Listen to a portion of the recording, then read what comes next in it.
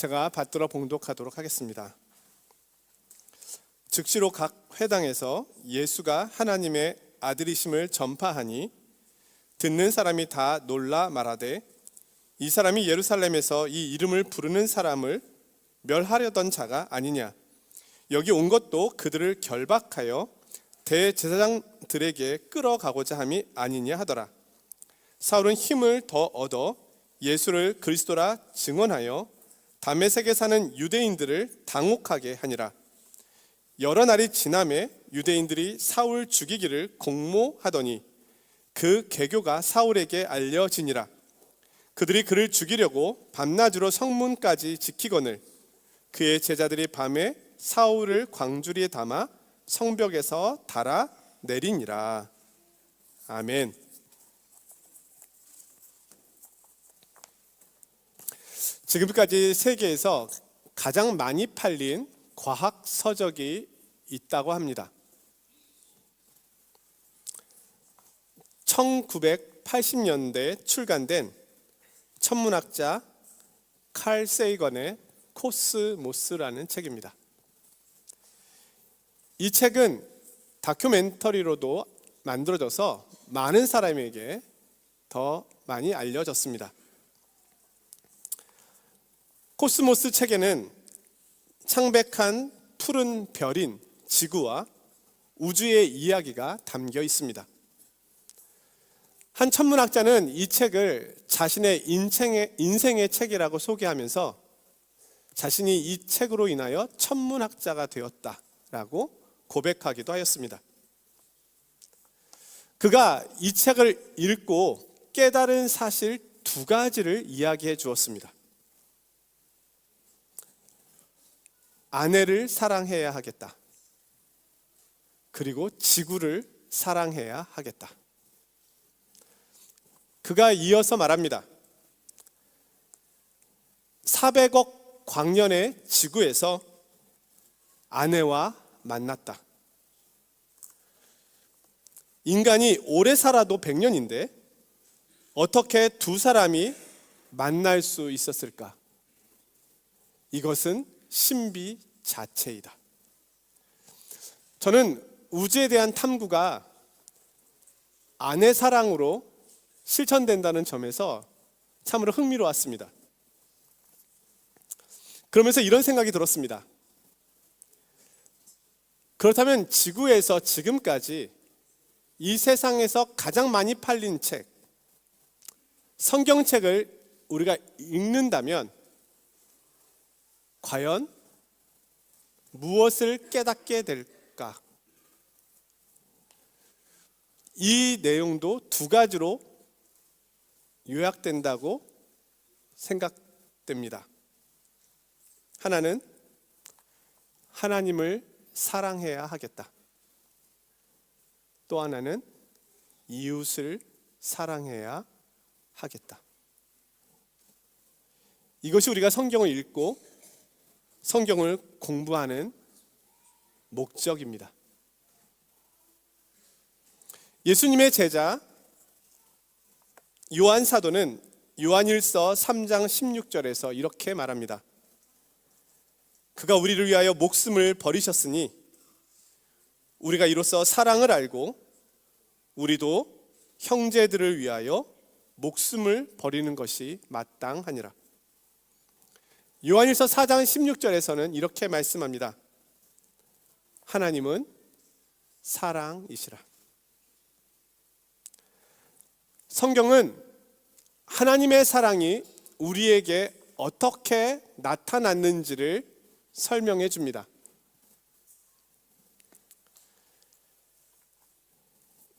그리고 이 사랑을 받은 우리가 어떻게 살아야 하는지를 설명해 줍니다.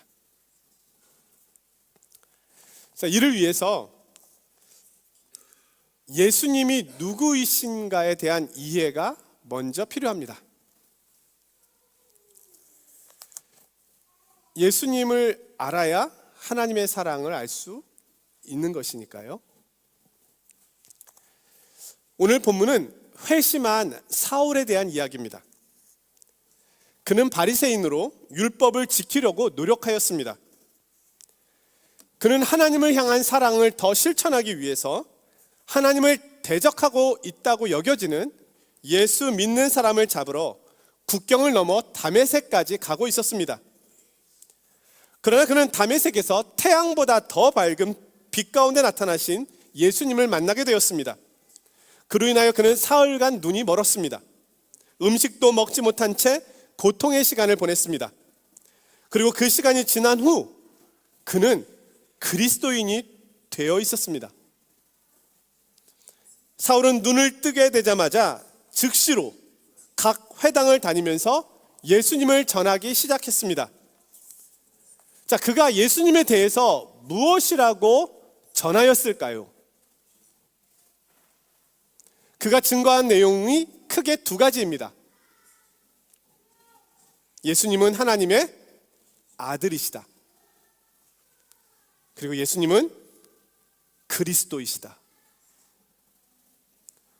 사울의 증거에 예루살렘 시민들은 놀랄 수밖에 없었습니다. 사울은 예수님에 대한 많은 내용 가운데 두 가지를 전했습니다. 예수님이 하나님의 아들 되시며 예수님이 그리스도가 되신다는 내용입니다. 오늘 우리가 예수님이 누구이신가를 말할 때 핵심은 이 두 가지입니다. 이것을 우리는 믿음의 내용이라고 할 수 있습니다. 오늘 말씀을 통해서 예수님에 대한 믿음이 더 분명해지고 선명해지는 은혜가 있기를 원합니다. 사울이 증거한 예수님은 하나님의 아들이시요 그리스도이시다라고 하는 말씀은 베드로 사도가 예수님께 고백한 내용과 동일합니다. 이 고백은 예수님이 구약에서 말씀하고 예언하신 오시리라 하신 바로 그 메시아이다라는 뜻입니다. 사울은 오랫동안 이 사실을 인정하지 못했습니다. 그런데 어떻게 사울이 이 사실을 인정하고 믿게 되었을까요? 그 내용을 찾아가 보도록 하겠습니다. 당시에 메시아가 오신다고 할 때 반드시 성취되어야 할 조건들이 있었습니다. 그 가운데 다윗에게 하신 약속이 이루어져야만 했습니다. 성경에는 메시아에 대한 중요한 예언들이 많이 나옵니다.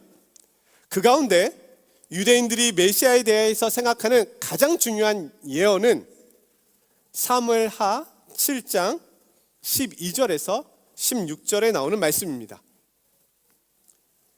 이 말씀은 하나님께서 나단 선지자를 통해 다윗에게 전해주신 말씀입니다. 이 말씀이 성취되지 않으면 메시아라고 볼 수 없습니다. 초대교회 성도들도 이 말씀의 성취를 예수님 안에서 보았기 때문에 그를 메시아라고 고백할 수 있었습니다. 제가 그 내용의 일부분을 읽어드리겠습니다.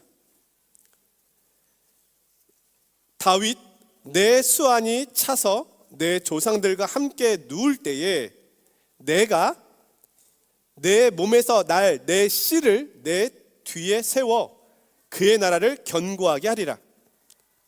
그는 내 이름을 위하여 집을 건축할 것이요 나는 그의 나라 왕위를 영원히 견고하게 하리라. 내 집과 내 나라가 내 앞에서 영원히 보존되고 내 왕위가 영원히 견고하리라 하셨다 하라. 왕이 된 다윗은 나라가 평온해지자 하나님을 위하여 하나님의 집인 성전을 지으려고 했습니다. 그러나 하나님께서는 다윗에게 성전을 짓지 말라고 말씀하셨습니다. 대신 다윗의 수명이 다하면 다윗의 씨를 이어 그를 이스라엘 왕으로 세워서 그를 통해 성전을 짓겠다고 하십니다. 그리고 이어서 나는 그에게 아버지가 되고 그는 내게 아들이 되리니 라고 말씀하십니다. 또한 그 왕위가 영원히 견고할 것이라고 하십니다. 이 나단의 예언의 대부분은 솔로몬에 의하여 이루어졌습니다. 그는 하나님을 위하여 성전을 짓습니다. 그러나 400년 후에 솔로몬 성전이 무너지고 나라도 무너지고 이스라엘 백성들은 바벨론의 포로로 잡혀갑니다.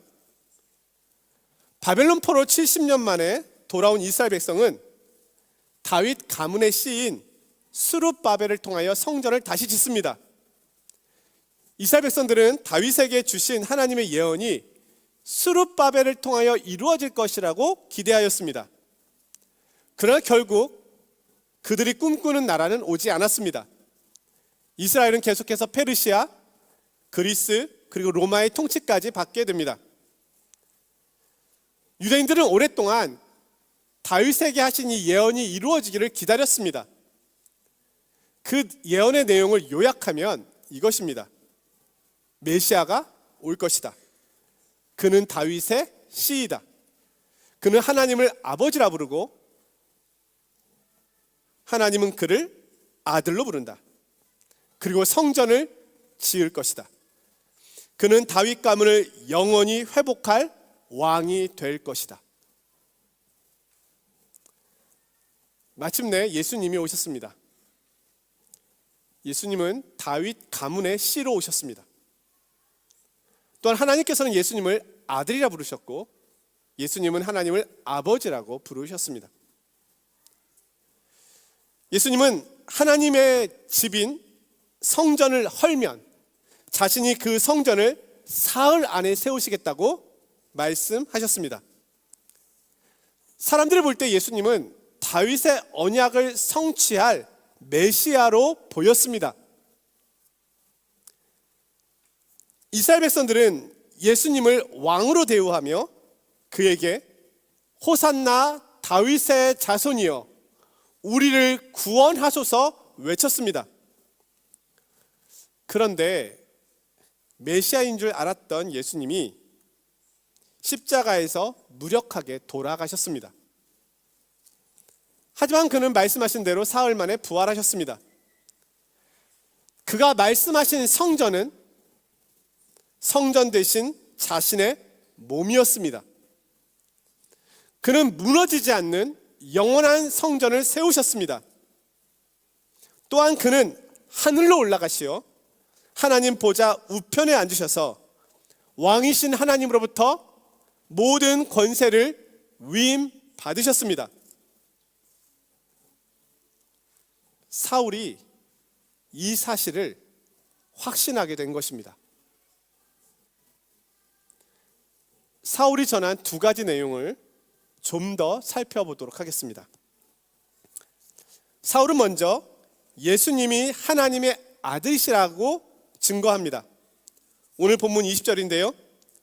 즉시로 각 회당에서 예수가 하나님의 아들이심을 전파하니, 예수님께서 하나님의 아들이시라는 말은 사무엘하 7장에 나단 선지자가 예언한 바로 그 아들이라는 의미입니다. 사도행전 7장에는 스데반 집사가 돌에 맞아 죽으면서 마지막 고백을 할 때 사울이 그 현장에 있었음을 증거하고 있습니다.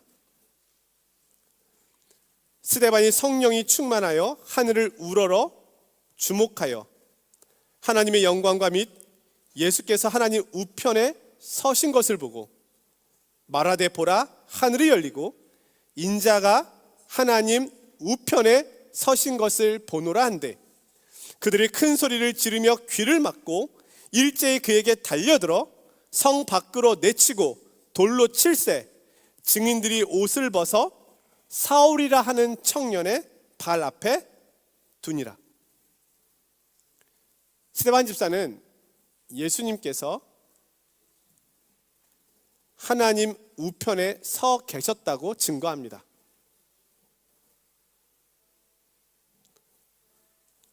사울이 다메섹에서 예수님의 음성을 들었을 때 그는 하나님 우편에 계신 예수님을 확신할 수 있었습니다. 왕의 우편의 자리는 왕의 뒤를 이을 왕자의 자리입니다. 지금은 많은 나라들에서 대통령을 국민의 손으로 직접 뽑습니다. 하지만 고대 사회에서 왕의 권력은 아들에게 세습되었습니다.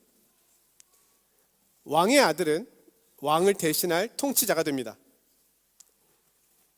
예수님이 하나님 우편에 앉아 계시다고 하는 것은 왕의 권한을 상속받을 아들 되심을 의미하는 것입니다.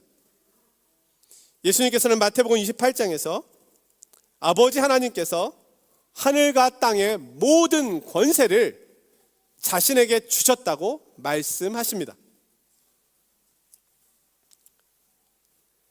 그러기에 지금 사울이 예수님을 하나님의 아들이라고 고백하는 것은 예수님이 하나님이시라고 고백하는 것과 동일한 고백입니다. 빌립보서 2장 6절에서 11절에는 초대교회 당시에 예수님을 향한 신앙 고백이 무엇이었는지가 잘 요약되어 있습니다. 자, 초대교회 신앙 고백과 오늘 우리의 신앙 고백과 비교해 보면서 들어보겠습니다. 그는 근본 하나님의 본체시나 하나님과 동등됨을 취할 것으로 여기지 아니하시고 오히려 자기를 비워 종의 형체를 가지사 사람들과 같이 되셨고 사람의 모양으로 나타나사 자기를 낮추시고 죽기까지 복종하셨으니 곧 십자가에 죽으심이라. 이러므로 하나님이 그를 지극히 높여 모든 이름 위에 뛰어난 이름을 주사 하늘에 있는 자들과 땅에 있는 자들과 땅 아래에 있는 자들로 모든 무릎을 예수의 이름에 꿇게 하시고 모든 입으로 예수를 주라 시인하여 하나님 아버지께 영광을 돌리게 하셨느니라.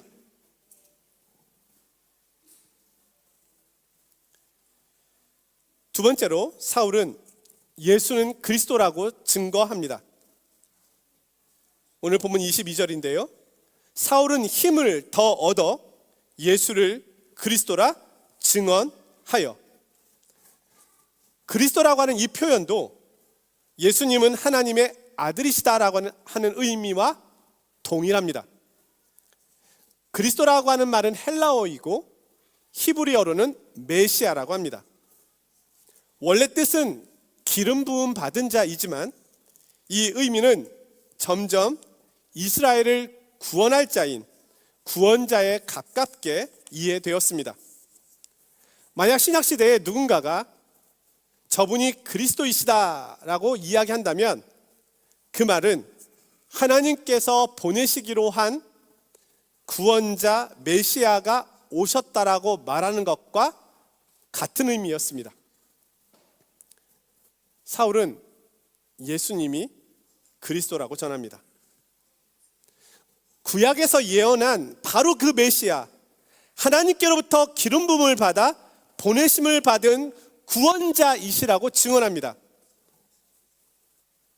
이스라엘을 구원할 자가 오셨습니다. 다윗의 언약을 성취할 영원한 왕이 오셨습니다. 하나님의 아들이 오셨습니다.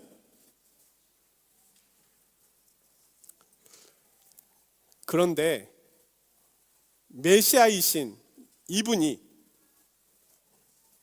왜 십자가를 지시고 부활하신 것일까요? 고린도 후서 5장 15절에서 사울에서 바울이 된 사도가 예수님의 십자가의 의미를 이렇게 설명합니다. 저가 모든 사람을 대신하여 죽으심은 산자들로 하여금 다시는 저희 자신을 위하여 살지 않고 오직 저희를 대신하여 죽었다가 다시 사신 자를 위하여 살게 하려 함이니라. 예수님께서 십자가에서 죽으신 이유는 나의 죄를 못 받기 위함이며, 부활하신 이유는 나로 하여금 새로운 삶을 살도록 하기 위함이라는 겁니다. 나를 살리셔서 이제는 죄의 삶이 아닌, 지옥의 삶이 아닌 창조의 질서를 회복한 삶을 살아가도록 하기 위함이라는 겁니다. 과학자들은 인간을 별에서 온 먼지, 별의 티끌이라고 설명합니다. 우주가 큰 폭발을 했을 때 그 먼지에서 우리가 왔다라고 보는 것입니다. 성경도 인간은 흙에서, 먼지에서 왔다고 말합니다. 그런데 성경은 하나님께서 이 작고 연약한 존재를 사랑하셔서 스스로 먼지와 같은 인간이 되시고 자신의 생명을 주셨다고 말씀합니다. 말씀을 준비하면서 이런 생각이 들었습니다. 하나님께서 왜 이렇게까지 우리를 사랑하실까? 나를 사랑하실까? 내가 뭐라고? 인간이 뭐라고?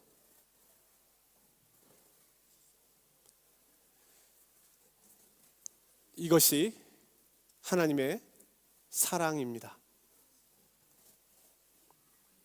하나님은 누구에게도 강요받지 않으시고 그 사랑의 의무를 스스로 하십니다. 우리는 하나님을 떠났지만 하나님은 추적해 오시면서 도우십니다. 왜 그렇게까지 하실까요? 우리가 하나님 없이는 살 수 없기 때문입니다. 하나님만이 우리의 유일한 구원자가 되시기 때문입니다. 사랑하는 성도 여러분, 하나님을 향한 우리의 사랑은 우리를 향한 하나님의 사랑에 대한 응답일 뿐입니다. 이웃을 향한 나의 사랑은 하나님의 사랑에 대한 응답일 뿐입니다. 이제는 더 이상 죄의 삶이 아닌 주님을 위해 살아갑니다. 그리고 우리도 세상을 향하여 이렇게 예수님을 증거합니다.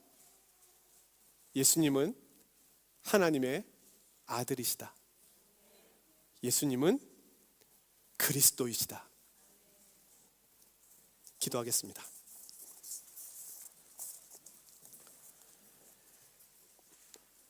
거룩하신 하나님,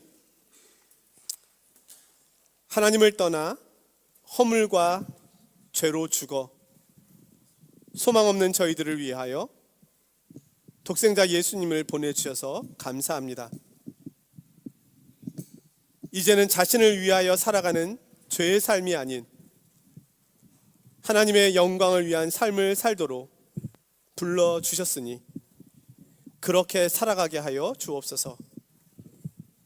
먼지만 일으키는 삶이 아닌 생명을 낳는 삶이 되게 하옵소서. 예수님의 이름으로 기도드리옵나이다. 아멘.